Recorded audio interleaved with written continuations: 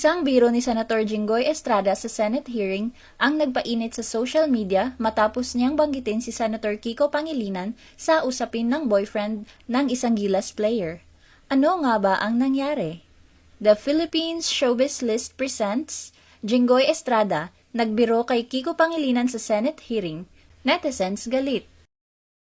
Senator Jinggoy made an inappropriate question at Senate hearing. Sa unang linggo pa lamang ng pagdiriwang ng International Women's Month ngayong March, muling umani ng reaksyon mula sa publiko ang isang pahayag mula sa isang mambabatas. Naging sentro ng usapan sa social media si Senator Jinggoy Estrada matapos siyang magbitiw ng biro na may kaugnayan sa personal na buhay ng isang babaeng atleta habang ginaganap ang isang pagdinig sa Senado.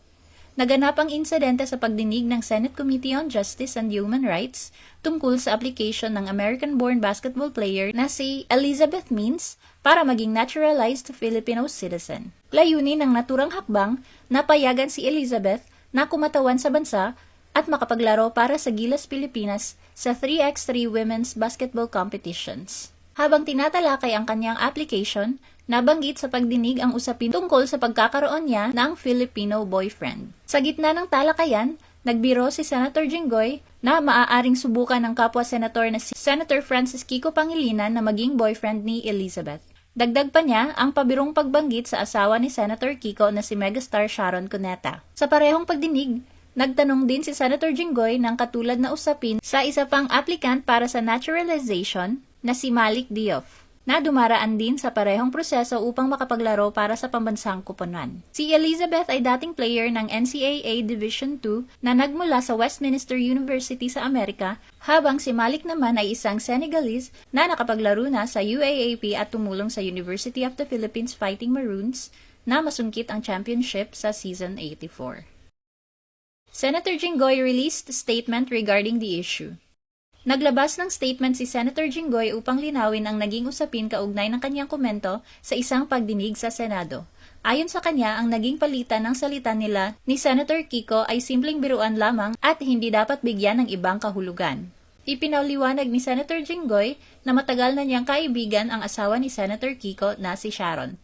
Aniya, nagsimula pa ang kanilang pagkakaibigan maraming taon na ang nakalipas bago pa siya pumasok sa larangan ng politika. Binigyang diin din ni Senator Jinggoy na ang kanyang mga tanong sa pagdinig ay nakaugat sa tungkulin ng komite na masuri ang intensyon ng mga applicants na nais maging citizen ng Pilipinas. Kabilang dito ang pag-unawa kung balak ba ng mga ito na tuluyang manirahan sa bansa matapos ang kanilang paglilingkod sa Philippine basketball. Kaugnay nito, isinasailalim sa proseso ng naturalization ang basketball prospect na si Elizabeth at si Malik upang maging qualified na makapaglaro sa Gilas Pilipinas. Ayon kay Senator Jinggoy, mahalagang bahagi ang pag-determine ng Senate Committee on Justice and Human Rights ang pagtukoy kung ang mga applicants ay may plano ng gawing pangmatagalang tahanan ang Pilipinas, kabilang na ang posibilidad ng pagkakaroon ng pamilya sa hinaharap.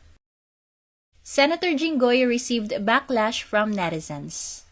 Umani ng iba't ibang reaksyon at batikos si Senator Jinggoy mula sa mga galit na netizens matapos kumalat sa social media ang kanyang naging komento sa isang pagdinig sa Senado.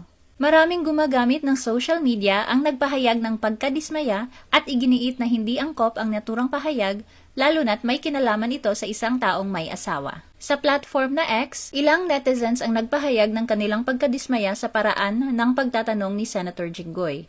Ayon sa kanila, hindi nararapat na magbitiw ng ganitong uri ng pahayag, lalo na kung alam na may asawa na ang taong nabanggit. Para sa ilan, mas lalo itong naging kontrobersyal dahil ang tinutukoy ay ang asawa ng kilalang celebrity na si Sharon. May ilan ding netizens na naghayag ng pagkabahala sa umano'y kakulangan ng pagiging professional sa mga ganitong pagkakataon. Para sa kanila, nakalulungkot na ang mga ganitong pahayag ay nagmula pa mismo sa mga opisyal ng pamahalaan na inaasahang magpapakita ng lubos na paggalang at pagiging maingat sa kanilang pananalita.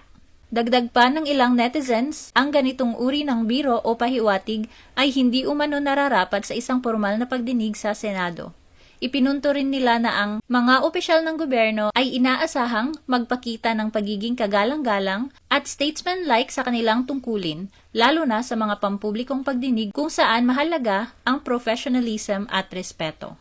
Sa gitna ng patuloy na diskusyon online, naging sentro ng usapan ang issue ng wastong asal at pananagutan ng mga opisyal ng pamahalaan sa kanilang mga pahayag, lalo na kapag ito ay nasasaksihan ng publiko at mabilis na kumakalat sa social media. Ano ang masasabi mo sa video na ito? Mag-like o mag-react at huwag mahiyang mag-comment. For our YouTube viewers, huwag kalimutan mag-subscribe at i-hit ang notification button. At para sa aming Facebook viewers, mag-like at follow sa aming Facebook page para updated ka sa mga showbiz chika. Thanks for watching!